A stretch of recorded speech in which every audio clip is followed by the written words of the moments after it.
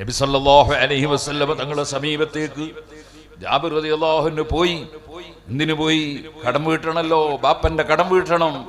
ബാപ്പന്റെ കടം വീട്ടാൻ ഈത്തപ്പഴം മുഴുവനും പറിച്ചെടുത്താലും കടം വീട്ടാൻ കഴിയൂല. പിന്നെയും കുറെ കടം ബാക്കിയാകും. അപ്പോൾ പിന്നെ അതിൽ നിന്ന് മുക്തി നേടണം.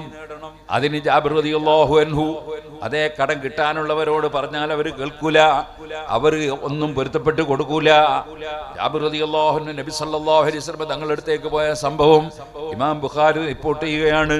ജാബിർ റളിയല്ലാഹു അൻഹു പറയുന്നു, ഫസ്തഅൻതു നബിയ സല്ലല്ലാഹു അലൈഹി വസല്ലം, ഞാൻ നബി സല്ലല്ലാഹു അലൈഹി വസല്ലം തങ്ങളോട് ഇസ്തിഗാസ ചെയ്തു.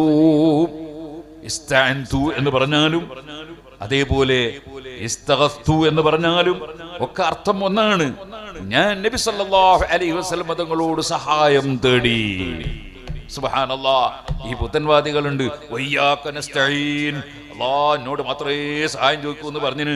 അതുകൊണ്ട് ഇനിയിപ്പോ ഒറ്റ നബീനോടും ചോദിച്ചുകൂടാ, ഒരു വലിയനോടും ചോദിച്ചുകൂടാ.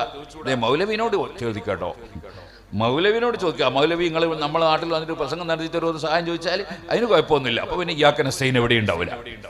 അതേ സമയത്ത് അമ്പിയാക്കളെ മുഅ്ജിസത്ത് മുഖേന അമ്പിയാക്കളെ സഹായിക്കുമെന്നോ, ഔലിയാക്കളെ കറാമത്ത് മുഖേന ഔലിയാക്കളെ സഹായിക്കുമെന്നോ വിശ്വാസമുള്ള മുസ്ലിമീങ്ങൾ അവരോട് സഹായം ചോദിക്കുമ്പോൾ അവരെ പിടിച്ച് ഇസ്ലാമിന്റെ പുറത്താണെന്ന് പറയാൻ ഒരു മടിയുമില്ലാത്ത കക്ഷികൾ അവരാലോചിക്കണം. സഹീഹുൽ ബുഖാരിയിലെ ഹദീസ് പ്രശ്നം പരിഹരിക്കാൻ വേണ്ടി മഹാനായ ജാബിർ റളിയല്ലാഹു അൻഹു ചെല്ലുന്നു നബി തങ്ങളുടെ സമീപത്ത്. ഫസ്തഅൻതു നബിയ സല്ലല്ലാഹു അലൈഹി വസല്ലം, ഞാൻ നബി സല്ലല്ലാഹു അലൈഹി വസല്ലം തങ്ങളോട് സഹായം തേടി.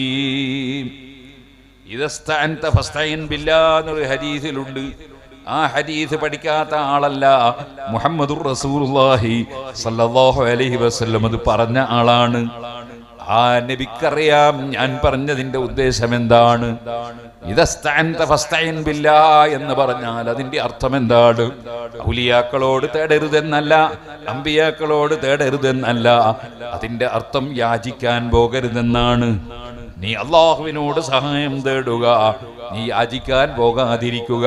കഴിയുമെങ്കിൽ ഒരു വിഷയത്തിലും മറ്റൊരാളോട് സഹായം തേടാതെ സ്വന്തം തന്നെ ചെയ്യുക.